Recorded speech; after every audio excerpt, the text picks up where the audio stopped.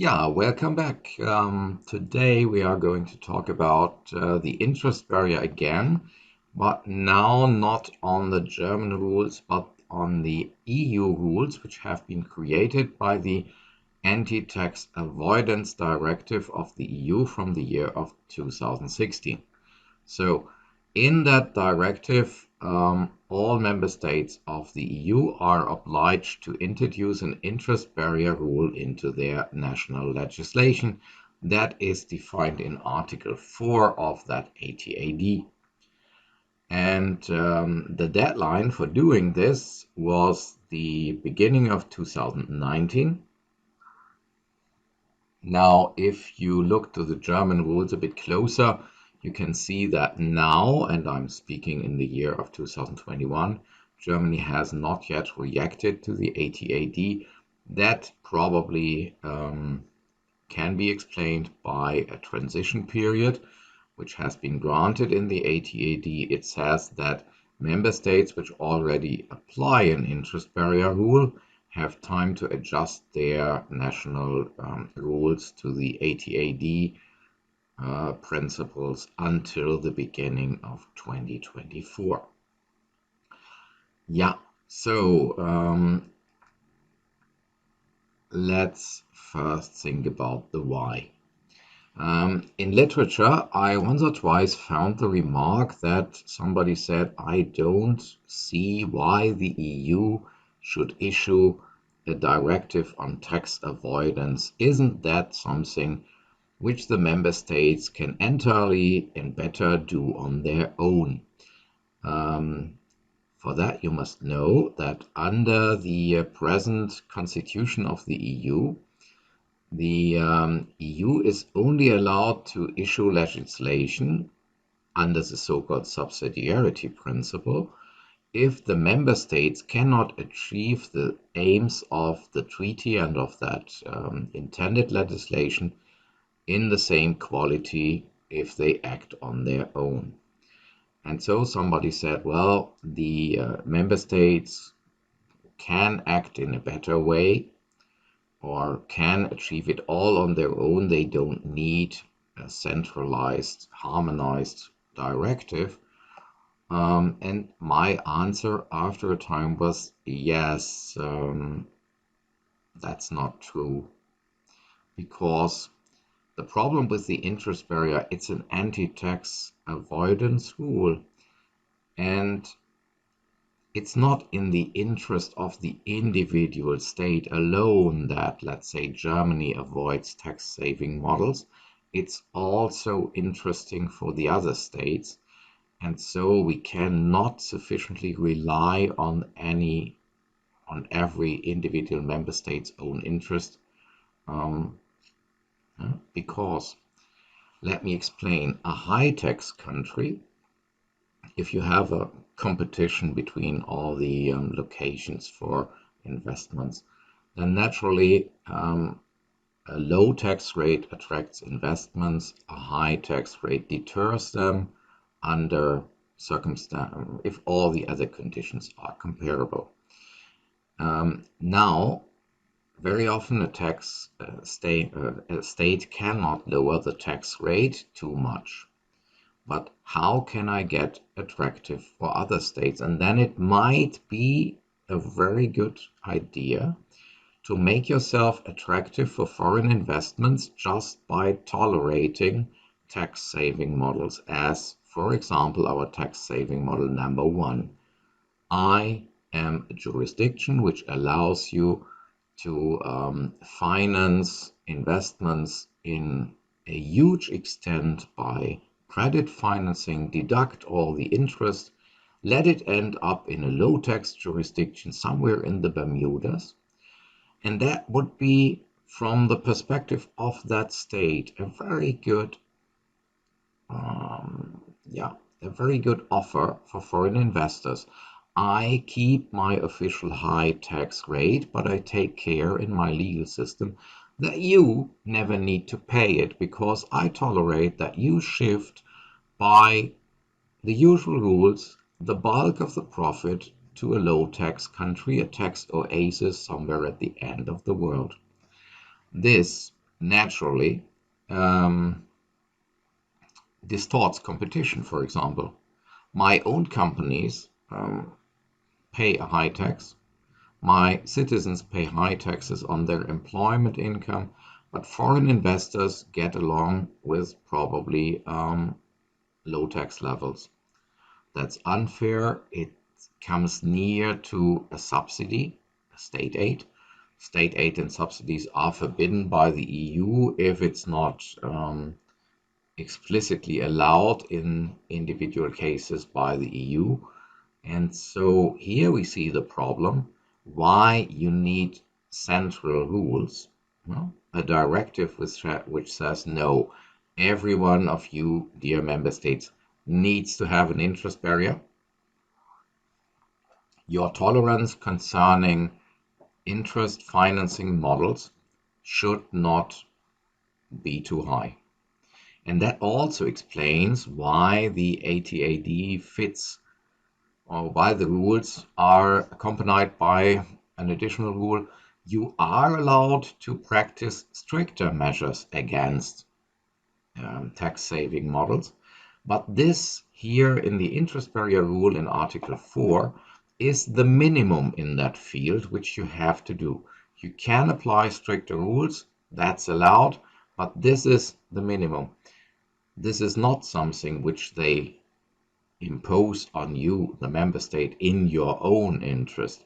It's imposed on you in the interest of the other member states, which would be helpless against your generosity if you allow these tax-saving models. And that makes it clear that indeed we need a rule on the EU level. So the EU has a legitimate interest indeed to issue a directive on that matter. Now, okay, what's in it? It's an interest barrier rule, so some things will seem well known to us from the German example. The general background is that the EU only sets a minimum standard. So they explicitly say for everything which is contained in the Anti-Tax-Avoidance Directive, the member states are allowed to adopt stricter, harsher rules against tax-saving models, but they have to do at least what is demanded by the directive. Germany indeed makes use of that permission in several aspects. We are going to see that in the course of the lecture. The ATAD rule, that is a peculiarity, is only directed for or at taxpayers which pay corporation tax.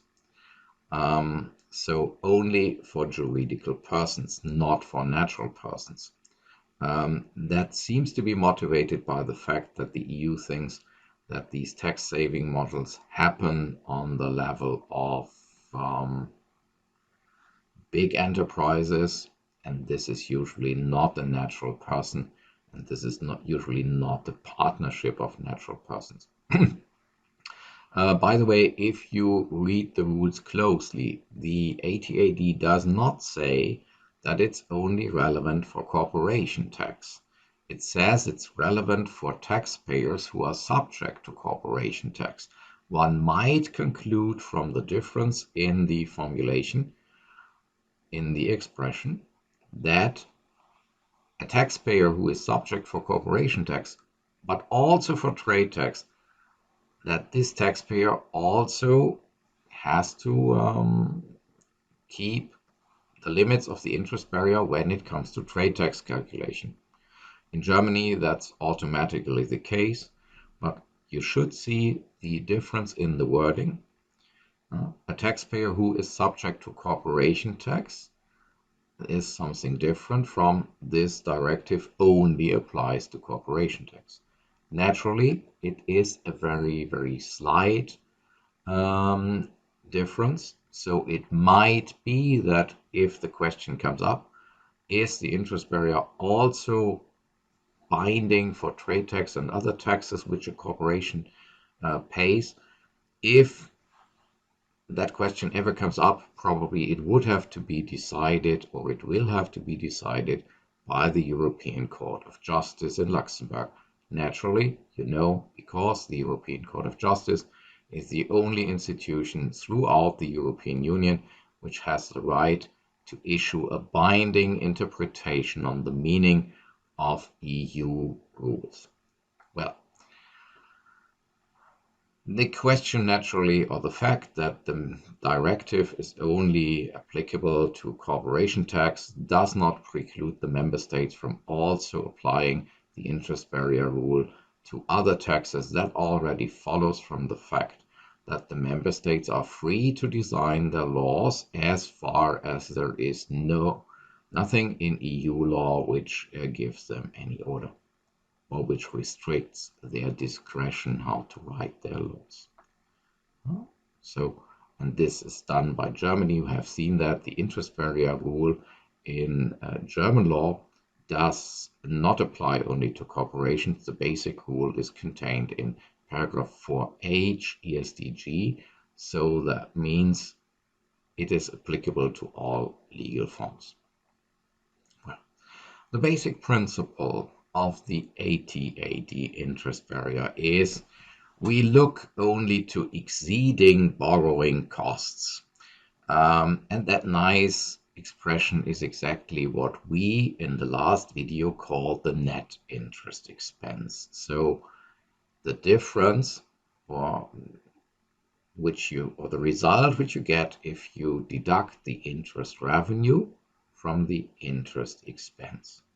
You remember the underlying idea is, well, if you shift money by interest expense to some other taxpayer, and then you bring back money in form of interest revenue into your own P&L, that makes no sense, and that compensates each other.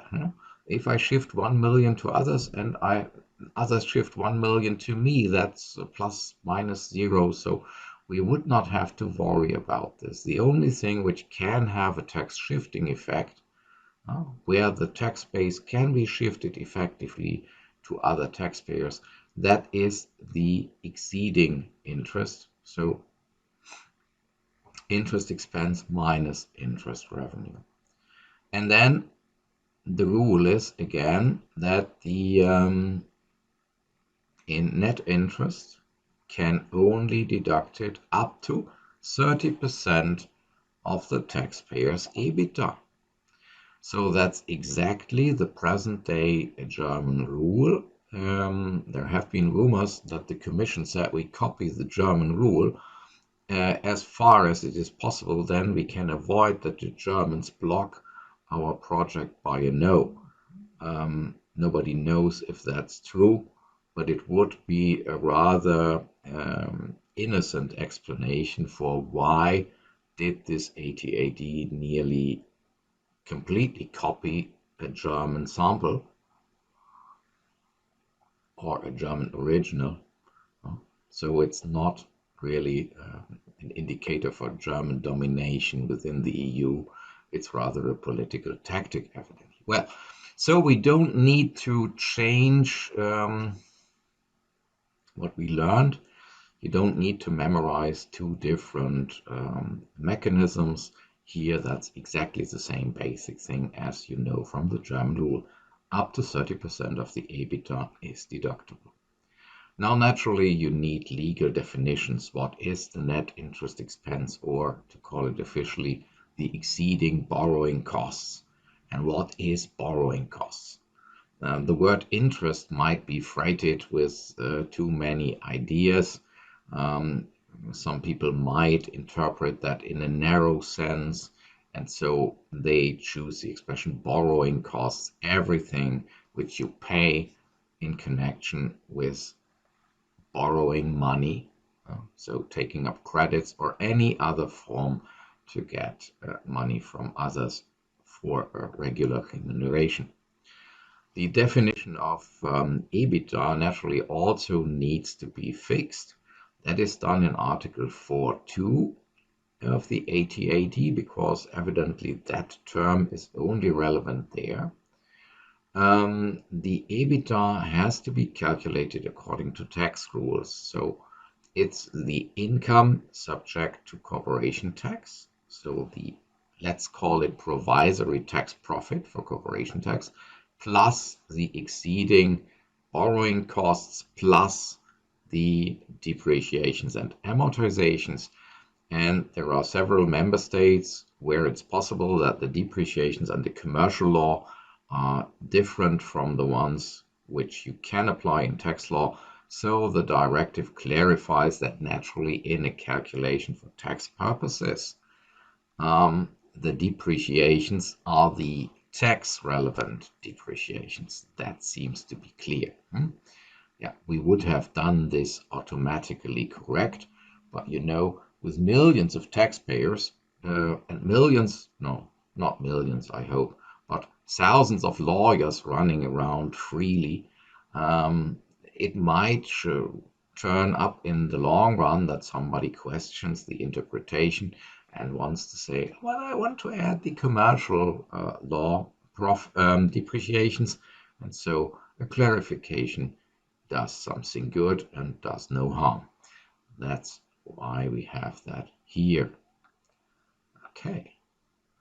Now let's turn to the question of the escape clauses, ladies and gentlemen. You know that from German law, there were in German law 3 escape clauses. The first one, I am a standalone entity, so tax saving model number 1. I allocate all the credits in the inland part of my enterprise or of my group, and all my equity or all the equity of our group goes to parts of the firm or the group in other countries. That tax saving model evidently cannot have been used if there is only one entity and that entity is in the inland. Then you can't allocate your equity to investments abroad. So that would be escape clause number 1 in German law. Escape clause number 2 is I am not the only entity within my group, but I do not use the tax saving model number 1. You can see that from my equity ratio. The percentage of equity in the total amount of capital which I have used is in this firm exactly as high or even higher than in all the other parts of the group. Naturally, if it's, let's say, 0.5% lower, one would tolerate that, so you have a certain span of tolerance there. But if you can see it's basically the same percentage of equity invested here as everywhere else, or here even higher, then I did not use tax saving model number 1 to the disadvantage of this country here. That would be escape clause number 2 under German law. And you remember escape clause number 3, that was the most simple one. If your interest paid in total in a year is less than 3 million, then forget about the whole interest barrier. Then you are too unimportant. Then we don't care about the interest barrier topic at all. And now the question is, which escape clauses does the European Union regulation know? The first thing is surprising. The member states have no obligation at all to grant any escape clauses. So if you have a very brutal-minded fiscal ministry somewhere throughout the EU, this fiscal ministry can convince their national parliament just to implant the 30% of the EBITDA rule without any tolerance. So, shit. The first thing, so if you set up a permanent establishment or a subsidiary in another country in the EU, will probably be inform yourselves about the details, how they transformed the interest barrier rules. Did they do it in a naked way, or did they cover it with some escape clauses? So the member states are not obliged to grant escape clauses at all, but they get permission to grant one or several of the following clauses if they want to. Now, this seems to be a clear thing. The ATAD is a minimum standard. You can be stricter, but you cannot be more generous. And so escape clauses are a kind of being generous. And if the ATAD says we only allow one or two or so of the following list of escape clauses, then this is a closed set of options. You cannot generate an additional one on your own. The first escape clause is, as you know it from German law, a de minimis rule. So if there is not much interest in play, forget about the whole thing. That is something which states can allow, and it is not surprising for us that it's exactly the 3 million limit which you know from German law. Evidently, that is the highest de minimis rule or limit which is known at the moment, and so probably the EU didn't want to create, let's say, an opposition among the fiscal ministries. They said 3 million, up to 3 million is okay. So none among you has any interest to protest against this amount. You can, at the moment, all live with that. And in the course of time, that will be okay. By the way, in the long run, inflation will probably deal with the problem. 3 million nowadays is not so, it's not the same as 3 million euro threshold in 20 years. That's guaranteed. The second escape clause is if you are a standalone entity. And a standalone entity is indeed what we had in mind if you are the only part of your enterprise or your group. So you are a standalone entity if you are not the part of a group, if you have no associated enterprises, so no closely related other enterprises, which are connected by participations of 25% or more, and that there are no permanent establishments abroad. So, basic idea, there is only one part of the enterprise, and this part is only in the inland, so that it's not possible to shift profit by allocation, clever allocation of credits and equity from here to there.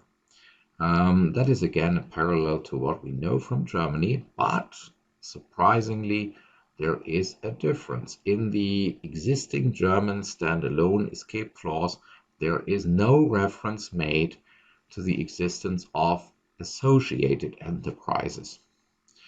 Now, you can be stricter than the ATAD rules, but you are not allowed to be more generous.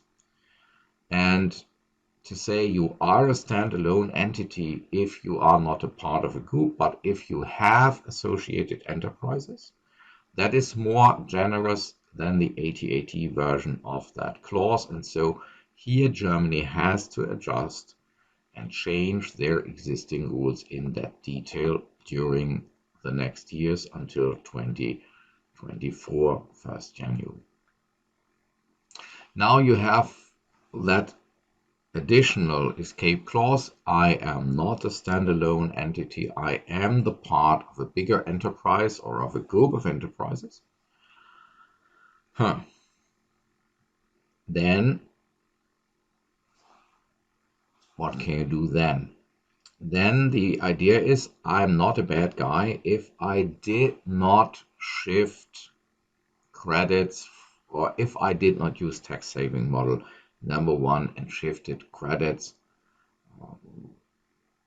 allocated them deliberately mostly to the inland instead of to investments abroad. That can be shown by looking to your ratio of equity. And the only question is now, what will be the consequences?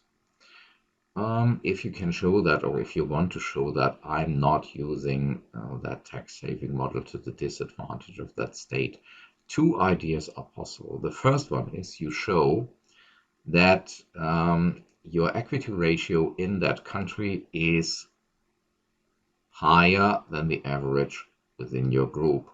So then you showed suspicion is unjustified, I did not use a tax saving model, and then you should be able to deduct all your interest.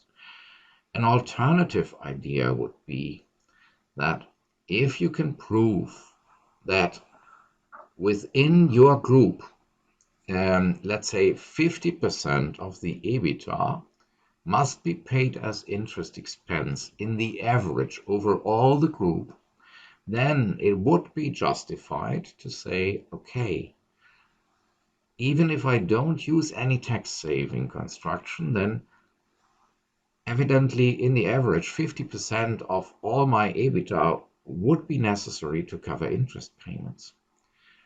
And so one could say, if it comes out that in the inland you are not alone, 30% of the EBITDA is a regular limit, but if we can prove that within the group we need 60% or 50% of the EBITDA to pay interest for necessary credits, then naturally one should be able to allow to say, okay, in this group, the 30% limit is replaced by the 50 or 60 necessary interest percentage of the EBITDA.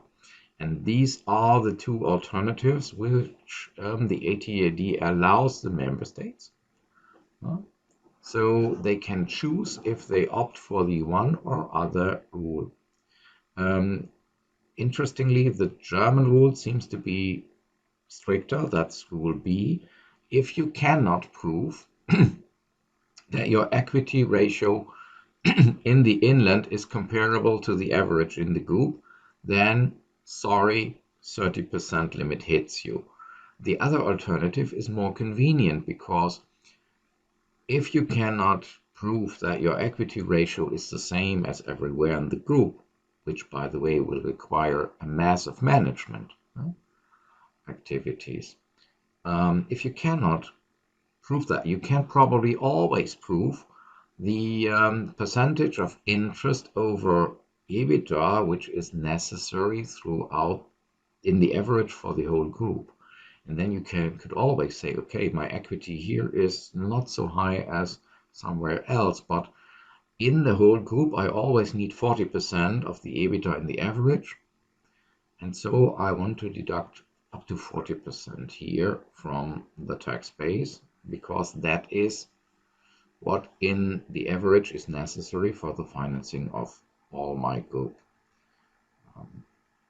From my perspective, that might be more convincing. Well, now let's come to the other mitigations of the interest barrier. An EBITDA carry forward and an interest carry forward. You remember that. And the basic rule is similar as with the escape clauses. The ATAD does not demand any EBITDA carry forward or any interest carry forward. Now, it does allow them to choose one of a given set of modifications. Article 4.6, and these are three. You can grant an interest carry forward without time limit, so that the non-deductible interest of, let's say, 1 million can be carried forward until the end of eternity. That is doing not great harm, because if it only works if later you replace credits by equity. So if you later renounce on tax saving models or so. You can also grant an interest carry backwards. So parallel logic to what you know from loss carry forwards, there is also a kind of loss carry backward. So that you can say, if this year I hit the limit with the EBITDA 30% or so, but last year I had a free EBITDA capacity, then I carry the exceeding interest backwards and claim it last year, with the effect that last year's tax assessment will be modified. and combination with that, the things which you can't carry backward are carry forward, or alternative 3, which is allowed an interest carry forward without time limitation, plus for a maximum of 5 years. You remember, where do these 5 years come from? From which member state will they have got that idea?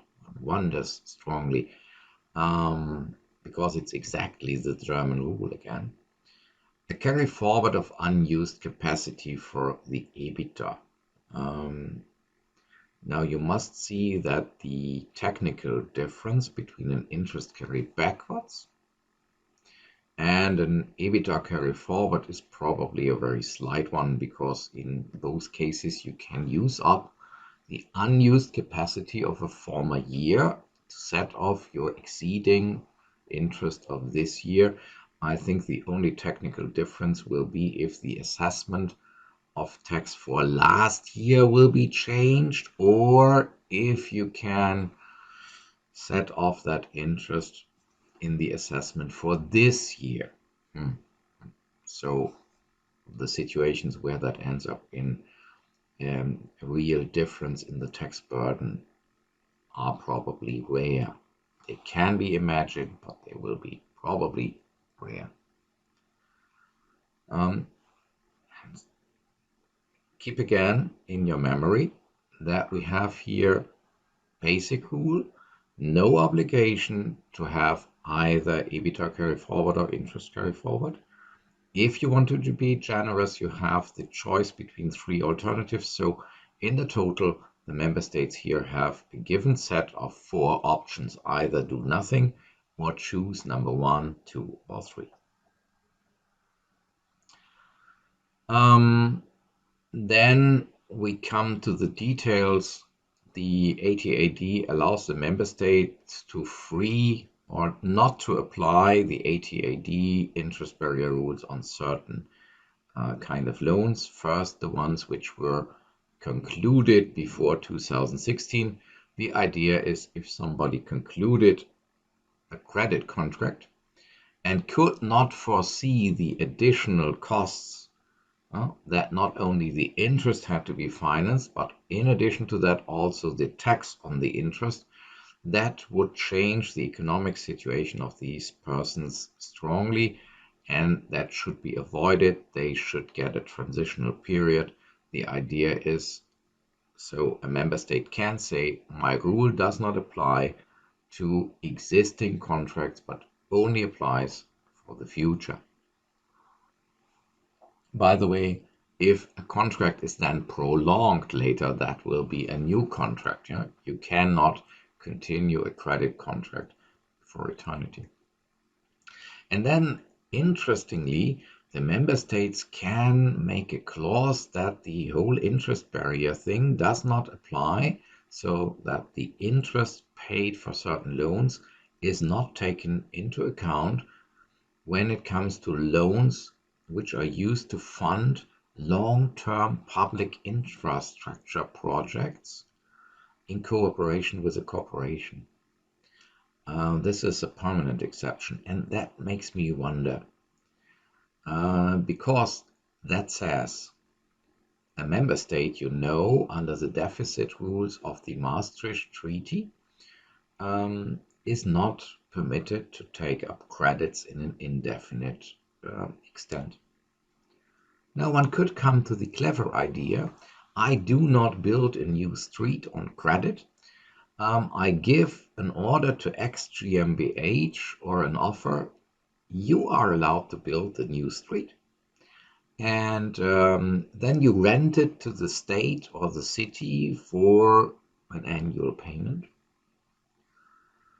And now X GmbH takes up a credit to finance that investment. So what basically happens economically is there is taken up a credit, and the street is built on credit, and the state pays off that regularly by paying rent for the street. But now the deficit, the loan, does not count as a part of the state deficit, I presume. I'm not sure, but I suspect this. And interestingly, the loan and the interest that does also not count for the interest barrier of X GmbH. So that means if they are willing to take part in such a public-private cooperation, that does not restrict their credit capacities. So that makes me wonder if that is not a trick, because the credit does not count as a state credit, I presume. And when it comes to the private corporation, the credit, which serves to finance a public investment indirectly, also does not count for their deficit limiting rules. That seems to be, that makes one wonder what else is done on the public scale. Or so one never knows if one really can trust the deficit percentages which are published, if it's allowed to hide without consequences part of the public deficit in such cooperations. Well, this was now on the ATAD, ladies and gentlemen, and here you see from the next headline, what we have to do now is something like a training case. And I think that's time enough for this video, and the training case should be dealt with in a separate small video, which comes immediately afterwards. Well, thanks for watching. I hope that you enjoyed it a bit, or that you understood the basics. And what else can I say? The basic message, or the most important message, is come back and look the next parts of this lecture. Okay, goodbye till next time.